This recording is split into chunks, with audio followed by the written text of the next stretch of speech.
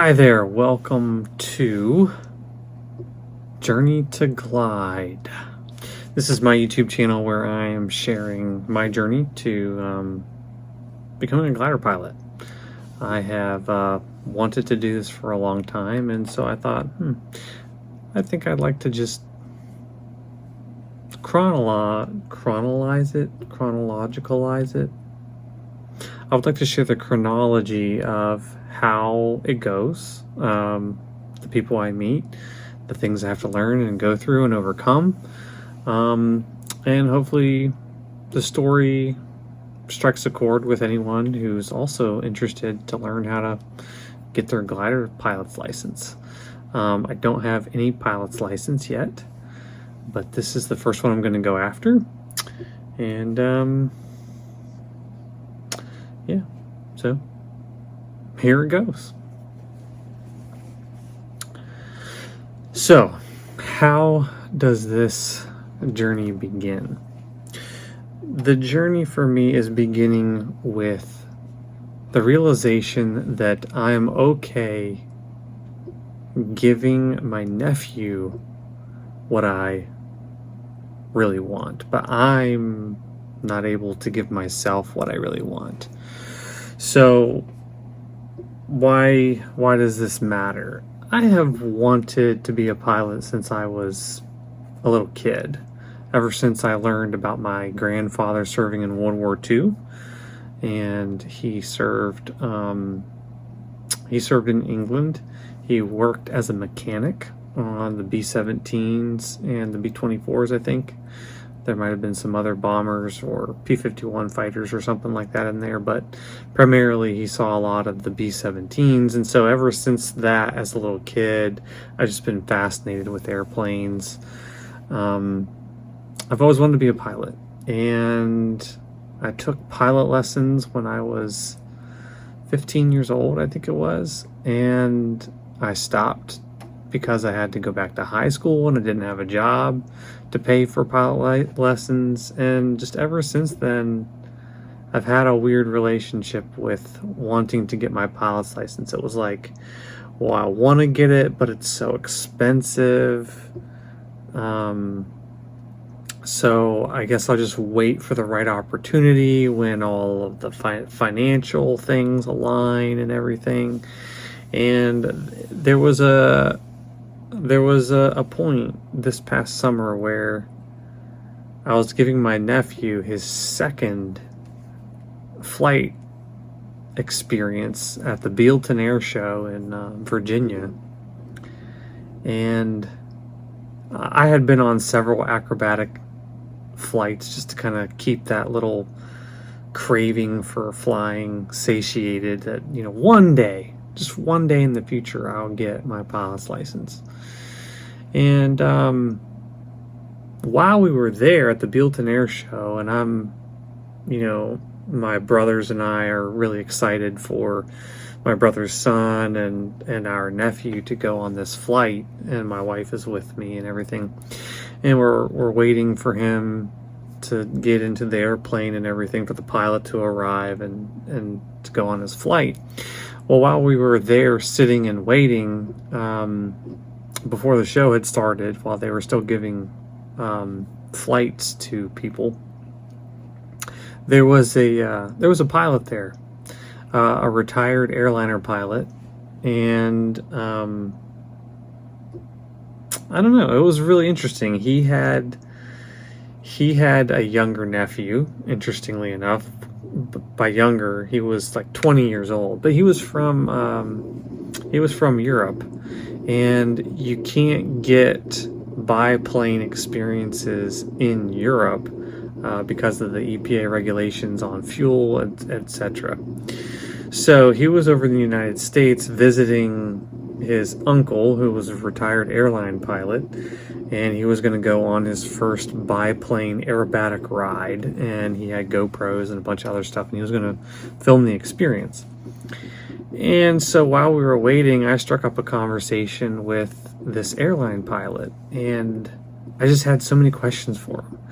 I was asking him engineering questions, like how how do the airplanes generate power? And it's just fascinating to find out that some of the airplanes have like a reverse power system, meaning that they use a power system to turn the engines to start them.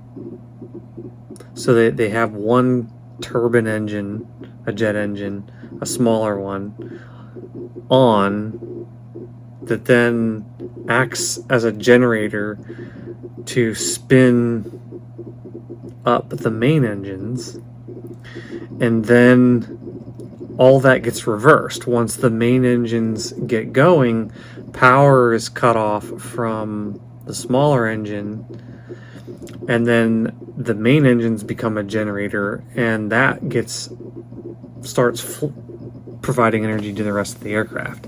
So like I'm asking him about fuel. How do you do fuel, and how do you communicate? You know, like it must be pretty crazy flying through Europe.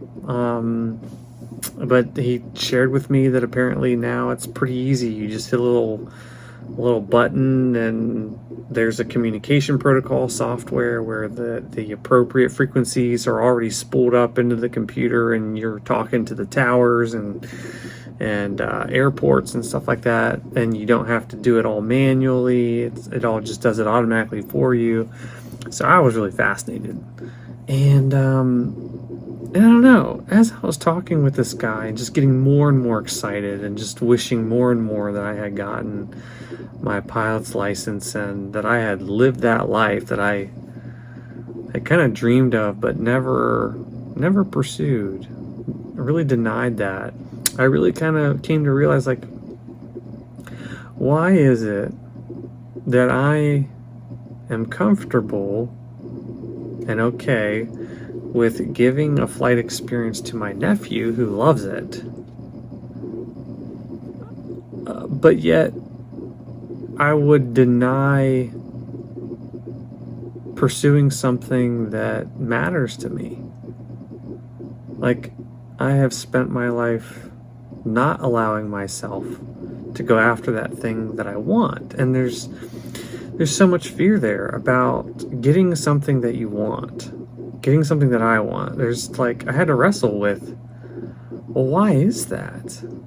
And why is it that I'm waiting for this perfect opportunity?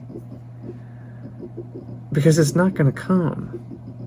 Now, financially, I'm at a place where I can go after my glider pilot's license. So that wasn't a factor in waiting for the perfect opportunity. So as I sat with it more and more, I'm like, no.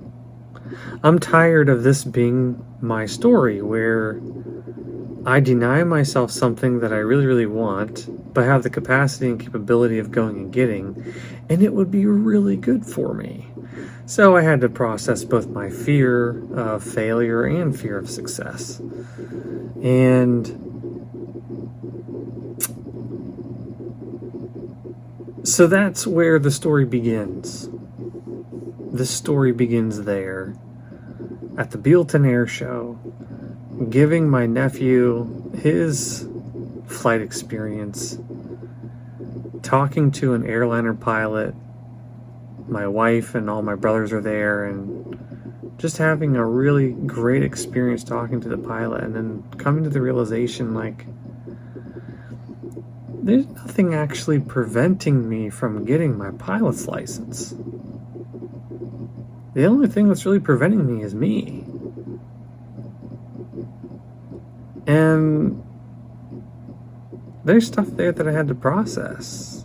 Like the grief and the heartache of what in my world have I experienced throughout my life where I'm not even comfortable and okay owning what I desire and want in life.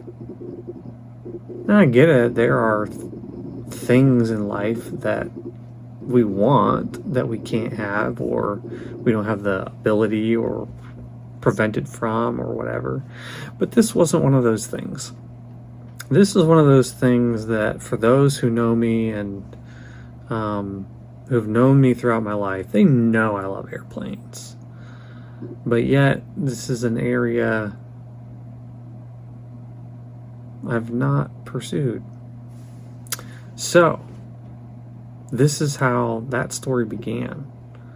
The realization that, well, really the primary roadblock is myself, and that there's a lot of heartache there in not believing that God wants good things for me, and that experiencing and enjoying good things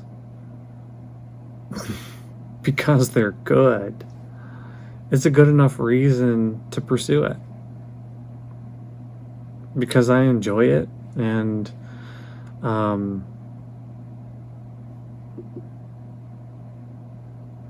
yeah, it's just one of those things that like resonates to the core of like, yes, this is what I was made for, or at least one of the things I was made for. So, this is the beginning. I've already said that.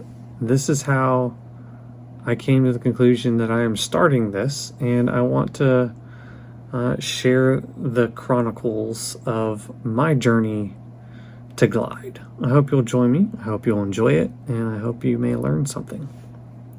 Bye.